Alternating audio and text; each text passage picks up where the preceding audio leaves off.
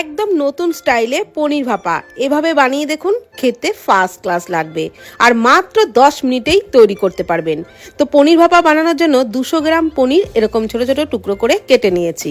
মিক্সির জারেতে কালো সর্ষে, সাদা সর্ষে আর পোস্তটা একটু বেশি দিয়ে শুকনো ঘুরিয়ে নিলাম।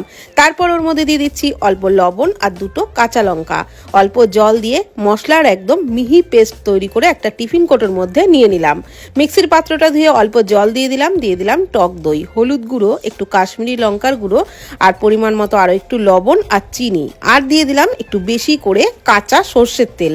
সমস্ত কিছু ভালো করে ফেটিয়ে নিয়ে পনিরগুলো কাঁচা অবস্থাতেই মশলার মধ্যে দিয়ে খুব ভালো করে নাড়াচাড়া করে নিলাম। ওপরে কয়েকটা চেরা কাঁচা লঙ্কা, আরও একটু কাঁচা সর্ষের তেল দিয়ে ঢাকনা আটকে কড়াইয়ে গরম জলের মধ্যে একটা স্ট্যান্ড বসিয়ে তার উপরে টিফিন কোটোটা বসিয়ে পাক্কা 10 মিনিট মতো মিডিয়াম ফ্লেমে ভাপিয়ে নিয়েছি। ব্যাস রেডি হয়ে গেল দারুণ স্বাদের পনির ভাপা। বানিয়ে দেখুন, দারুণ লাগবে।